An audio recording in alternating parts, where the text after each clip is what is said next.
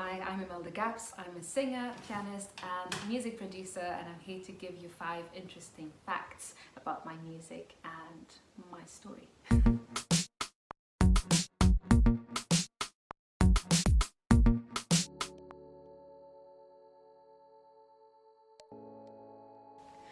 So my love for music has started at a very young age, and there's a funny picture of me at only like 1 year old, just holding the keys like this, like barely standing up, and it was this actual piano right here.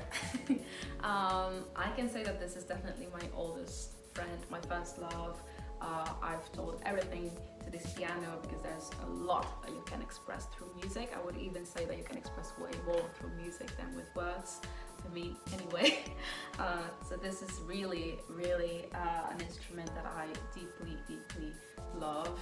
And one fun fact as well about this piano is that it has never been tuned, which I know a lot of musicians are gonna be like, what? But you know what, even though it's out of tune beautifully and in a very weird way, like those old rusty pianos that you can find in old abandoned houses, but they have this identity. And in a way, this piano, maybe because I've never really stopped playing on it, it detuned itself in a very even way, and it has its very own identity and a very warm sound. So even though I cannot use it on stage because it's really completely out of tune, I love playing on it, and yeah, love this one.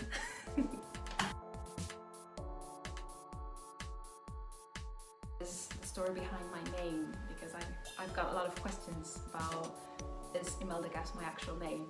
So it is half true. So Imelda is my true name. I'm really called Imelda, but Gabs has another little backstory to it.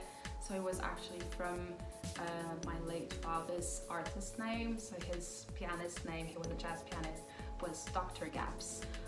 The story behind his name is that one day, in the very early stages of his career, someone told him that he cured people's heart through his music, which I've always found very beautiful and poetic. So that's where the doctor came from, and then the Gabs was just short for Gabriel, which was his actual name. So his artist name became Dr. Gabs.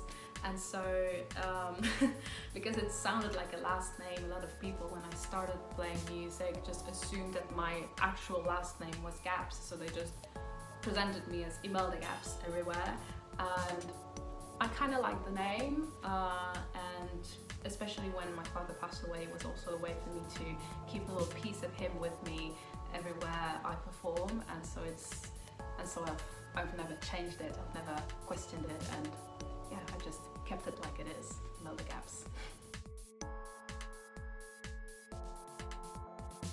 So I had my very first live show at 14 in Brussels with my father. It was the first and last show, unfortunately, that I had the chance to perform with him. It was a very special show. And first of all, because it was my first one.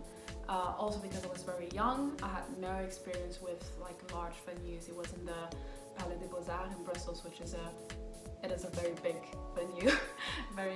And not only big, but it's very beautiful. It's this very like old classical theater, and so it was very nerve-wracking, but I was also very excited. But I had a very limited slot that my father gave me during the concert, and I had so many songs that I wanted to play, but there was no way that I was gonna be able to play all of them. So I did mashups. And at the time I was starting to write my songs, but I was still more like interpreting other people's songs, a lot of jazz at that time, because my father was into jazz, so that's also where I started. So I remember, for example, I made a mashup with, I think it's Créative song, or a classical, like very technical classical arpeggio song, mixed with Moanin' and Take 5. And this became one of my most played mashups ever, medley mashup, you could call it whatever you want, but I performed it for many years after that because people loved it, because it was so fun and so unexpected, I guess. So that was my way to manage to play all the songs that I wanted to play and make it also a bit fun. And yeah, so that's one fun fact about about that first show of mine.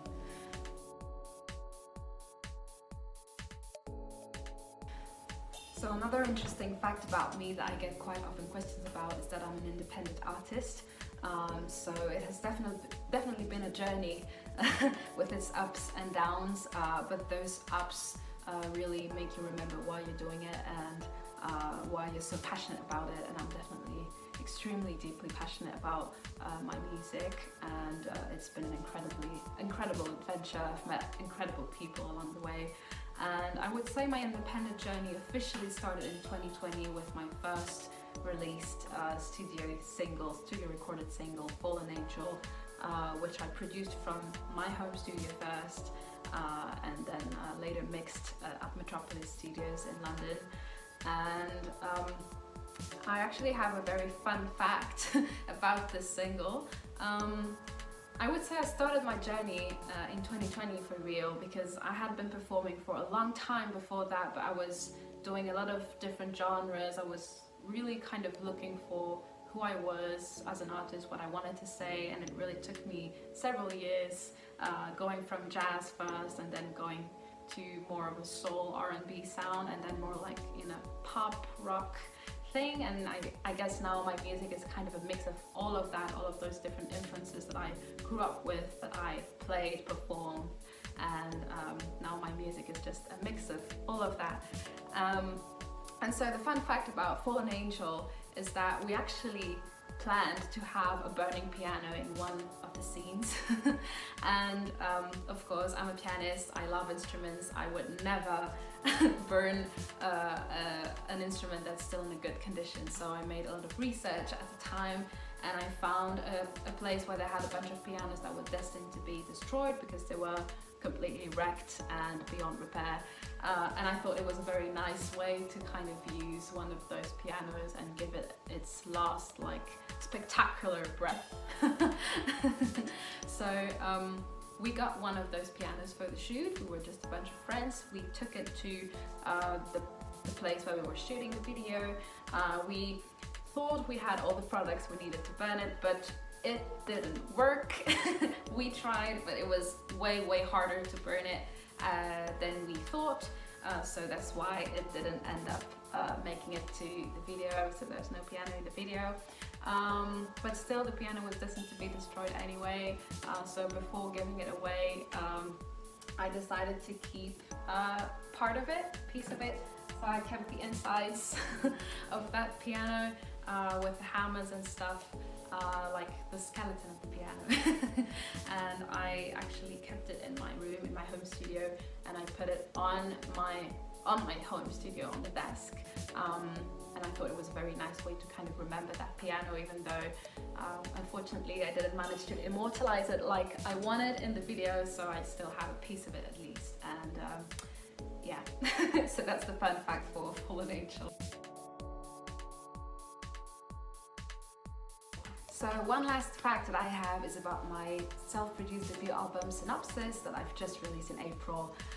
So it has 8 original tracks, but it was initially supposed to have only 7. And so this fact is especially about my song Confession, which has made it on the album, but it wasn't supposed to be on it, because one day I was listening to the 7 tracks that I had at the time, and I just felt like there was one song missing, there was something missing. So I came back home, I had one day of vocal session left in the studio. I did a little, like, I took my keyboard, I did some chords, I tried to have like some kind of draft of a beat, something that I could sing on. I wrote the lyrics and I went into the studio the next day, recorded the vocals, worked a bit later on the production, added some organic instruments thanks to my musicians. I had a very cool session with them to give it this really like laid back, organic, sexy vibe. And yeah, so that's how Confession came to life. It wasn't supposed to be there, but it was a very spontaneous add into the album. And so 7 became 8 and became Synopsis, became the album. And yeah, sometimes you need to trust your guts. My guts told me that there was something missing, and now it's one of the people's favorites from the album. So very happy that I did add it to the album in the end. So that's it for me today. Thank you so much for watching and listening to my little stories. If you haven't listened to my debut album, Synopsis, you can go and stream it on all your favorite platforms. And thank you so much, Extra French, for having me.